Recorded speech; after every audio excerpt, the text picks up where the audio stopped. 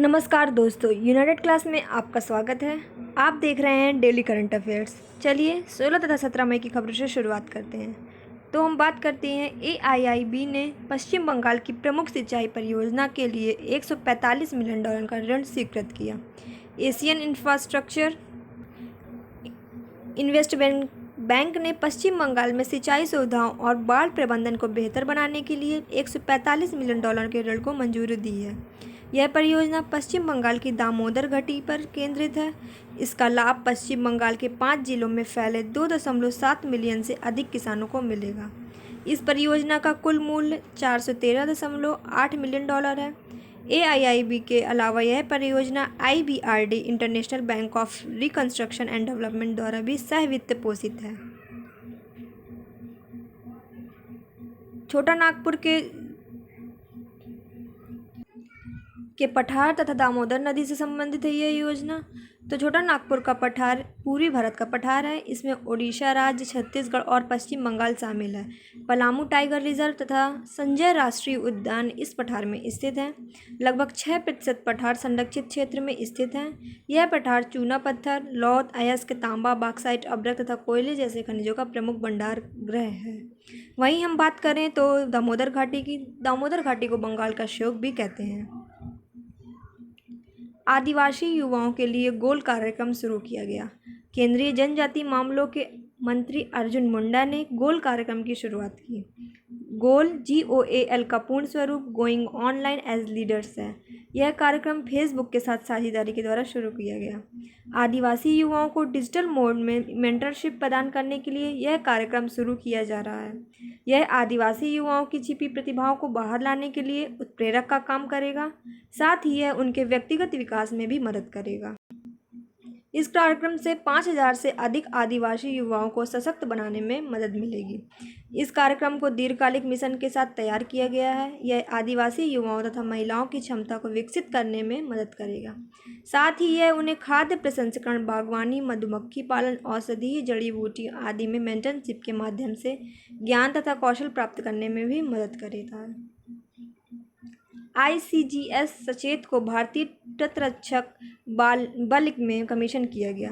भारतीय तटरक्षक बल ने गोवा में पहला तटरक्षक अपतटीय गश्ती पोत ICGS सचेत कमीशन किया। इस समारोह की अध्यक्षता रक्षा मंत्री राजनाथ सिंह ने की। ICGS सचेत CGOPV तटरक्षक अपतटीय गश्ती वाहन परियोजना के तहत 5 जहाज़ों में से एक है। यह परियोजना पहले 6 जहाज वाली CGOPV परियोजना का अनुवर्ती परियोजना थी, जो 2017 में पूरी हुई थी। ICGS सचेत सहित सभी 5 जहाज 105 मीटर लंबे हैं और 2350 टन भार ले जाने में सक्षम हैं। इन जहाज़ों को तकनीक रूप से उन्नत मशीनरी और नियंत्रण प्रणाली से सुसज्जित किया गया है। वे उन्हें भारतीय तटरक्षक प्रणाली में सबसे अग्रिम गश्ती पोत बनाते हैं। इन जहाज़ों को 5 उच्च गति नौकाओं और 2 इंजन वाले हल्के हेलीकॉप्टर को ले जाने के लिए डिज़ाइन किया गया है। CGOPV तटरक्षक अपतटीय गश्ती वाहन परियोजना 2017 में पूरा होने वाले CGOPV के तहत समृद्ध श्रेणी के 6 जहाज़ों को भारतीय तटरक्षक बल में कमीशन किया गया था। यह 2008 के मुंबई हमलों के बाद शुरू किया गया, क्योंकि खुफिया इकाई ने पाया कि हमले में शामिल आतंकवादी समुद्र के रास्ते से भारत पहुंचे थे। इवेंट बॉट भारत के computer emergency response team CERT ने इवेंट बॉट नामक एक नए मैलवेयर के खिलाफ चेतावनी जारी की है। CERT के अनुसार यह मैलवेयर एंड्रॉयड फ़ोन उपयोगकर्ताओं से व्यक्तिगत वित्तीय जानकारी चुराता है। इवेंट बॉट मैलवेयर एक ट्रोजन है। यह गुप्त रूप से कंप्यूटर तथा फ़ोन ऑपरेटिंग सिस्टम पर हमला करता है। वर्तमान में यह मैलवेयर 200 से अधिक विभिन्न वित्तीय एप्लीकेशन को प्रभावित करने में सक्षम है। CERT के अनुसार इस मैलवेयर ने वर्तमान में पेपल, यूनिक्रेडिट, HSBC, कॉइनबेस, ट्रांसफरवायर आदि जैसे वित्तीय ऐप्स पर हमला किया है। CERT इलेक्ट्रॉनिक्स तथा सूचना प्रौद्योगिकी मंत्रालय के तहत संचालित होता है। यह भारत की नोडल एजेंसी है जो हैकिंग, साइबर सुरक्षा खतरों और फिशिंग के विरुद्ध कार्य करती है। अंतर्राष्ट्रीय उपायों के अलावा CERT भारत के भीतर कई पहल लागू कर रहा है।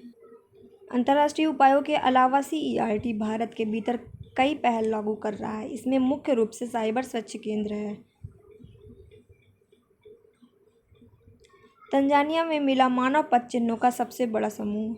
हाल ही में पूर्वी अफ्रीका के शहर तंजानिया की नेट्रॉन झील के दक्षिण में अंगेरे सैरो नामक जगह पर मिले 400 पदचिह्न 5000 से 19000 साल पुराने हैं, जो कि अफ्रीका में पाए गए मानव पदचिह्नों का सबसे बड़ा समूह है।